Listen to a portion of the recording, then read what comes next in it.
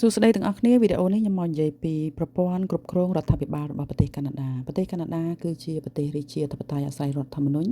ដែលមានស្ដេចប្រទេសអង់គ្លេសជាប្រមុខរដ្ឋតាំងពីឆ្នាំ1867កាណាដាកកើតឡើងក្នុងរជ្ជកាលរបស់ម្ចាស់ស្ត្រីវិកតូរីដែលជាយាយទួតរបស់ម្ចាស់ស្ត្រីអេលីសាប៊ែត2នៃប្រទេសអង់គ្លេសដែលបានសគត់នៅឆ្នាំ2022កន្លងមកហើយតំណែងប្រមុខរដ្ឋ